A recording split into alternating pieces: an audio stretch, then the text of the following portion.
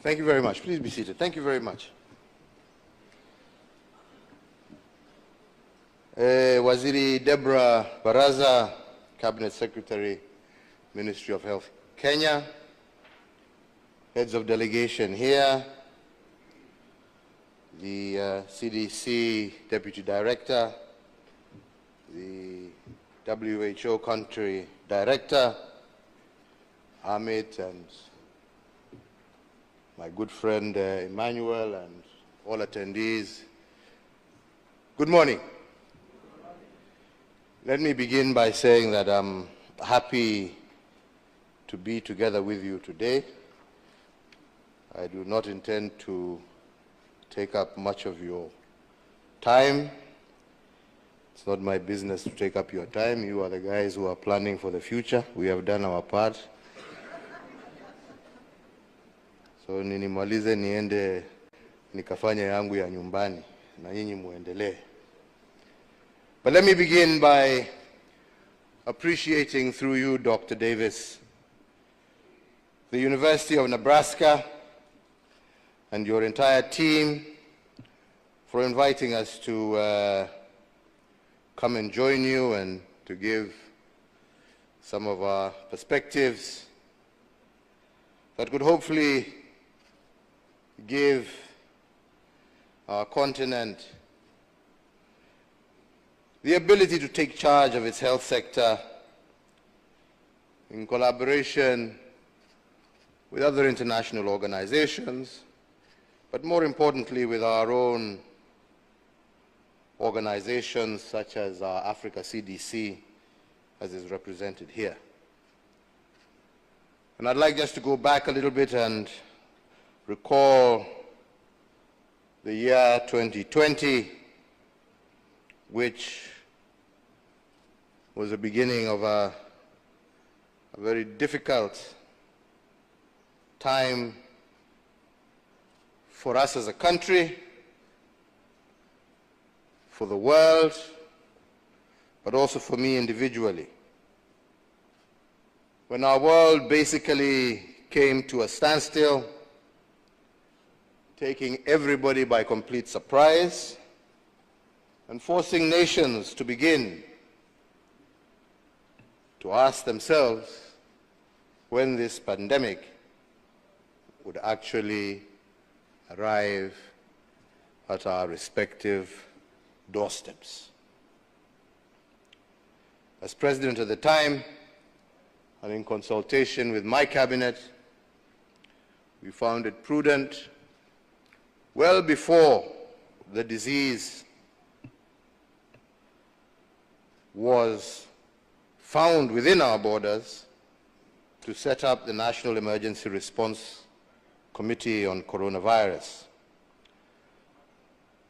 The role of this committee, chaired by the then Cabinet Secretary Mutahi Kagwe, was to help steer the country and to navigate the uncertain season with an emphasis on coordinating capacity building of medical personnel and other professionals to enable our country to respond quickly and effectively to any suspected cases or outbreak of the virus that would occur or could occur at that time anywhere in the Republic. Other roles of this committee included enhancing of surveillance at all our points of entry, preparation of national and county private isolation and treatment facilities, because we began by having immediate sessions, and I convened an immediate session with the Council of Governors to work on this. We began to coordinate the supply of testing kits that would be critical, looking out for medical products, supplies, pharmaceuticals, and masks, and other protective gear that were available within the Republic, as well as identifying isolation and treatment facilities, as you heard a little bit from Amit, who spoke before me. And all this we did knowing that sooner or later we would be confronted by the coronavirus. And all these measures we put in place in the month of February 2020, and indeed, as fate would have it, on the 13th of March the same year, we got our first ever COVID-19 case, a 27-year-old woman who had just traveled to Kenya from London. This, ladies and gentlemen, marked the beginning of a long year, not only in the health sector, but throughout all sectors of Kenya's economy. It affected us economically, socially, and as of all of you know, our Kenyan culture is founded on community, on gatherings, and these, unfortunately, became the first casualties. For we had to ban all public gatherings. We did initially give reprieve to churches and businesses at large because we were worried about what would happen to all those who were employed and working in these various sectors. But again, unfortunately, within no time, it became impossible to keep that going. And we had to pull the plug totally on all in-house kind of gatherings and proceeded to institute a total lockdown of the country. This was a very bitter pill for Kenyans to swallow, but it was a necessary measure to help curb the virus and protect the people of Kenya. Ladies and gentlemen, let me just highlight just some of the key measures that we took. Some of them, again, have been mentioned by some of the speakers before me, so I will not bother elaborating. But the first of these, as has been stated, was communication. Poor communication results in confusion. And as we all know, communication during such a season as COVID was very important. Keeping the people informed and giving hope as they wondered what would happen next. So as a government, we agreed that the National Emergency Response Committee would be solely responsible for all forms of communication around the pandemic. And to this end, I authorize that only the Cabinet Secretary for Health would speak on behalf of the government on all matters related to COVID to avoid any kind of misunderstanding or misinformation, and he became the single source of truth, so to say, about measures on the disease. The only other communication that was permitted was from yours truly, who would speak from time to time when landmark decisions needed to be made, especially those related to the lockdown, economic stimulus, and calls for calm, and so on. And as many of you will recall, I did endeavor in a good number of times to ensure that during those occasions, I was also flanked by leaders of the opposition to further reassure Kenyans that this was truly a national crisis. We did realize that this did contain the pandemic and the panic, especially in these times of social media, but it also ensured that as a government, we controlled the narrative. With regard to health, occasioned by the big number of COVID patients, it became imperative for us to upgrade a good number of our health facilities to help with patient control. The public sector, private sector, as well as our military, all joined forces in handling the ballooning number of patients. As a government, we went ahead and put in resources, redid and rejigged our budget in order to be able to build additional hospitals and to increase the capacity of existing medical facilities.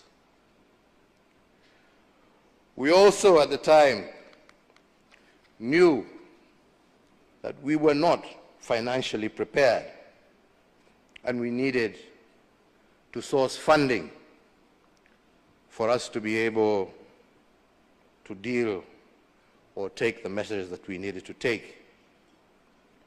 And this happened, and as again has been said, one of the main challenges of the lockdown was that it resulted also in our revenue collections dwindling at a time when the country needed these resources the most. And we had to grapple consistently with how we were going to finance our operations, but at the same time keep the nation moving. So as a government, we created a COVID-19 fund, a kitty that would fund emergency response towards containing the spread, its effects and impacts. But we also said in sharing the burden occasioned by this pandemic, we said we had to lead from the front, and myself as president and the deputy president took an immediate salary cut of 80% of our salaries. Cabinet secretaries, I don't know whether they were happy or not, but I ordered that they take 30% cuts.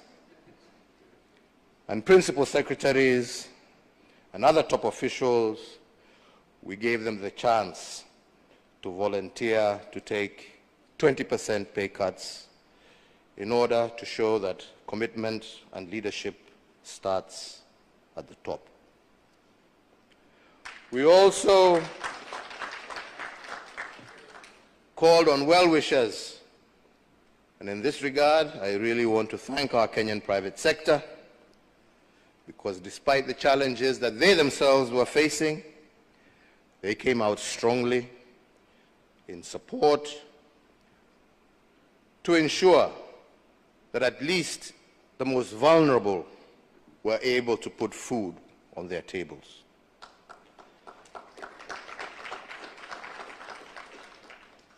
This especially because a huge part of our Kenyan workforce was casual.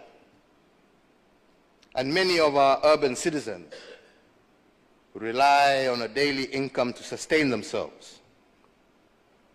And we recognize this,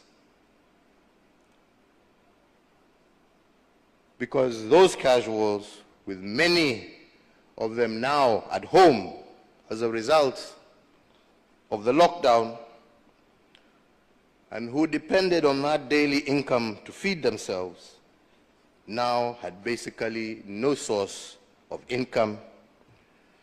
And the big question became, how could we effectively look after this part of our population? And that, ladies and gentlemen, is how my government came up with the Kazi Mtaani program. And and the Kazi Mtaani program was intended to put money in people's pockets in order for them to be able to sustain themselves during that difficult time. In rural areas, people had their small plots and their ngombes and their mbuzis. But in urban areas, this was very difficult. So therefore, unlike what some people tried to indicate that this was a political agenda, it was socially, totally aimed at ensuring that these Kenyans who, through no fault of their own, were unable to go to their places of work, at least would have an opportunity to earn a living and be able to continue to support their families during that most difficult time. The other big question that we had was how some of our industries could continue to produce. Because as you remember, as I said earlier, this was not just a health crisis. It was also a social and economic one. And how we would keep our economy afloat despite this setback. Medical products and supplies were running low with the entire globe fighting the pandemic, and it became difficult to readily access many products. And once again, I want to thank our private sector because upon consultation, we commissioned our manufacturing industry to begin using their existing lines to make things like ICU beds and units from scratch, to increase oxygen production, to make masks as opposed to T-shirts and other things that they were making for other markets. They started making masks, they started making PPEs, they started making sanitizers, they started making all manner of medical equipment that was to prove critical during this period. And we also realized that the need was growing as the virus was spreading far and wide and in scales that we had not witnessed, that without, once again, the help of private sector, we would not have been able to keep the deaths to the levels that they were. We were further, as a result of that initiative, able to increase our ICU beds from, at the time, 537 to 1,353 ICU beds, a good number of those made by our local manufacturers, giving those infected by the virus a fighting chance. We were also able to build many physical isolation units, and we could transform, and as again Amit has said, some hotels and others graciously gave us access and schools to their facilities, which could be transformed into isolation centers that were affordable to the average Kenyan. Secondly, I've mentioned that we also introduced a stimulus package, and I've mentioned about Kazi Mtaani and where it came to. But we also realized we had to increase from those, especially civil servants and others, and the average Kenyan worker. We realized that we also needed to increase their disposable income during this difficult time. And we came up with measures such as, for all those earning 24,000 shillings and less, we released and relieved them from tax deductions, VAT, pay as you earn, and such other things to Kaondoa, so that people would have more disposable income. We reduced our VAT by 2%, just to mention but a few of the actions that we took to help ease the pressure on Kenyans. And by the way, I must also recall that the Kazi Mtaani program went a long way, not only to help provide an income for many thousands of Kenyans who were out of work, but it also went a long way to help us prevent a lot of diseases that were related to dirt and filth, illnesses like diarrhea, cholera, malaria. By extension, we were fighting coronavirus, putting money into people's pockets, but at the same time, we realized that that action was also helping us deal with other common diseases that had afflicted many, especially in our urban centers. And most importantly, it kept our youth away from indulging in crime-related viruses. So, ladies and gentlemen, these are just a few of the measures that we took to help us grapple with this menace of COVID-19.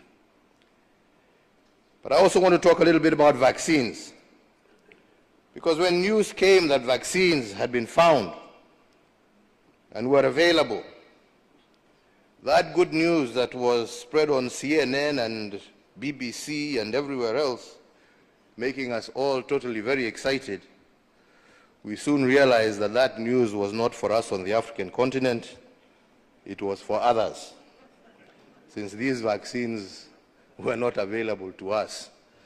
But we were told now how they are available, but the good news, unfortunately, was not for Africa.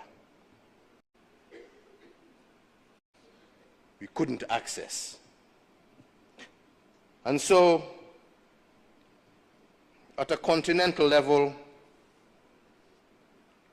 we sat as an African Union, convened meetings, and for the very first time discussed how would we as Africans avail ourselves of these much-needed vaccines. To cut a long story short, after many numerous discussions, working together under the coordination of Africa CDC, we were able to find adequate vaccines for our people. But that would not have been possible without the coordination and the collaboration of Africa as a whole. This was a great eye-opener for many of us, and at that stage, I must appreciate the African Union under the leadership of Musa Faki and the then Director General of Africa CDC for recognizing that it was important that the Union come up with a framework that would spearhead the development and access of COVID-19 vaccines to Africa. Again, at that time, I was the chair of the Organization of African, Caribbean, and Pacific States, as again has been said by my brother, Dr. Davis.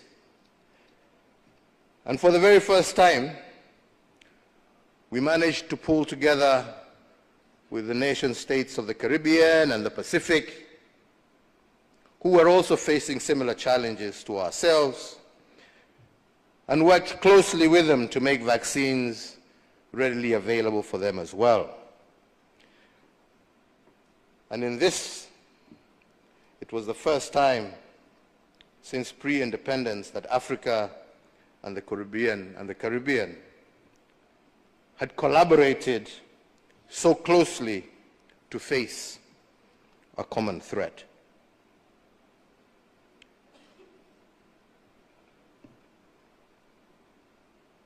Too many negative narratives were making their rounds also, and this was another big challenge. about the side effects of the vaccine. Some from some very important sources, some from churches, from others. Narratives that we as a government knew that if we didn't counter, would continue to create problems. And this is one of the biggest challenges many of you will face going back to the issue of communication. Negative narratives, misinformation, disinformation, driven by social media, AI-generated propaganda. This is going to be your biggest challenge going forward. How do you deal and ensure that citizens across the continent are armed with the correct and factual information? I also believe that a lot still has to be done to educate and equip our masses on the importance of vaccines, not just this COVID vaccine, but in preparation for the future. And our leadership, both at continental, national, and community levels, must take a role in this. Today, you are all here to deliberate on global health security systems, something that is critical and crucial, because it comes at a time that we need to be prepared,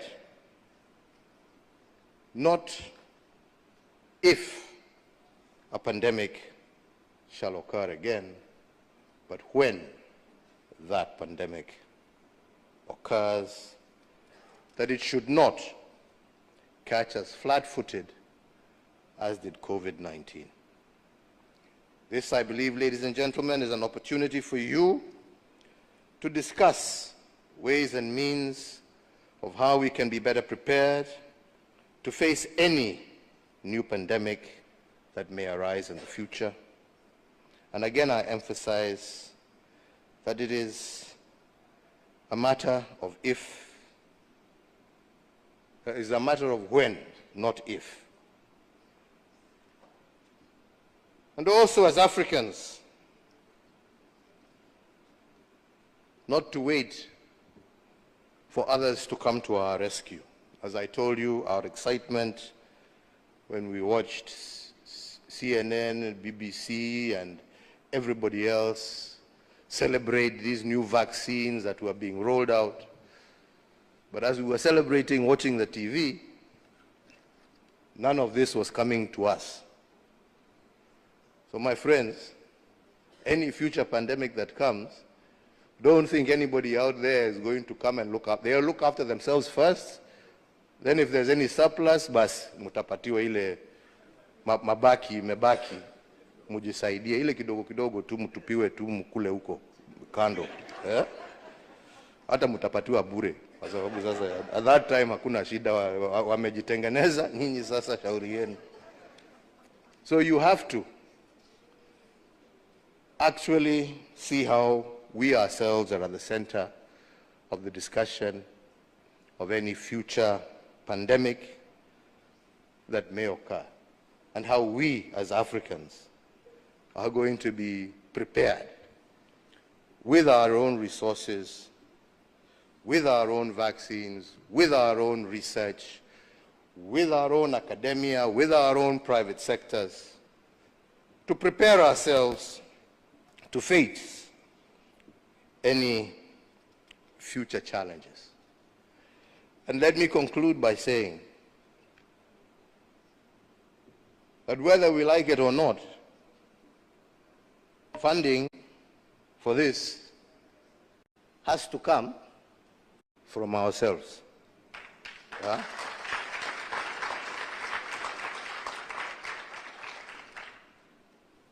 It has to come from ourselves, because we have to begin to reprioritize what is important for us as Africans on the continent, and where should our resources go? And towards that end, to remember the amount of resource we waste killing each other. When you see the devastation caused across this continent by the many unnecessary wars, Sudan, DRC, all across the Sahel, all across the continent, we have actually lost more people to bullets fired by Africans on Africans than we actually lost to the coronavirus. And we have actually spent more buying those bullets to kill ourselves than we have actually spent on protecting our health and our societies. So an end to war and a collaboration towards putting an end to these conflicts and being able to repurpose our resources to where they shall have the greatest impact on our population shall remain the biggest and most critical agenda for the African continent. Let us be ready and let us be prepared. Let us be self-reliant by ensuring that we deal with the challenges that we have in order for us to be able to free resources for where they are most needed. I saw some people the other day crying, oh, I don't know, Trump has removed money. He said he's not giving us any more money. Watu wanalia. Why are you crying? It's not your government, it's not your country.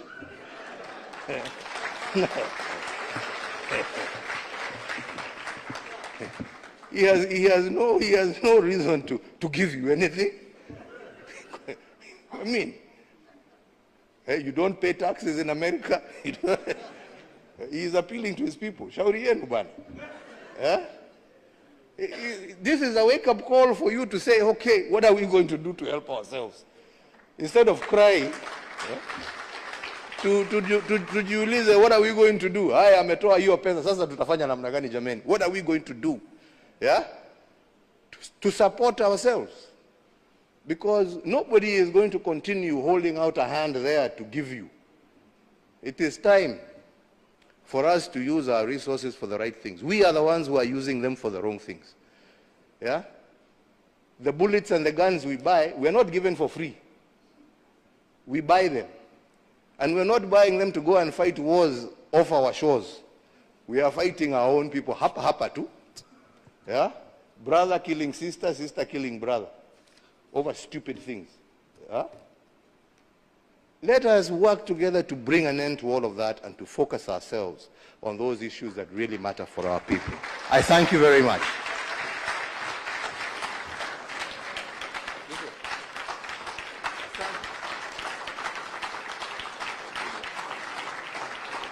Thank you very much, Your Excellency. A round of applause. I'll request you to please be on stage. Allow me, sir, to welcome you back on stage for a group photo, really quick. Allow me to invite Dr. Nzai. Really happy for your presentation on the bit about communication and the bit about the conversation from the military. So allow me to also have General Motete on standby, Madam Kanzinden as well on standby. Let me have the representation from the Africa CDC, the country director as well, WHO. Let me have on standby the University of Nebraska, just be on standby here. The first photo, ladies and gentlemen, will be that of the Cabinet Secretary, Dr. Nzai, the Africa CDC, and the World Health Organization. Really quick. Africa CDC and World Health Organization, University of Nebraska, on standby, please.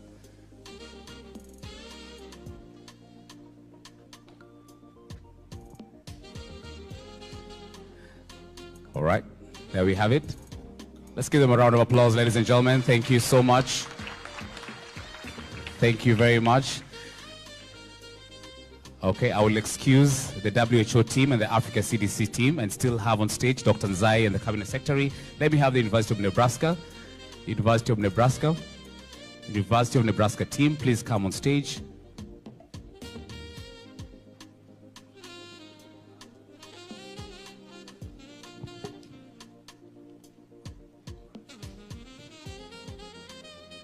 University of Nebraska, thank you very much. Sponsors and partners, one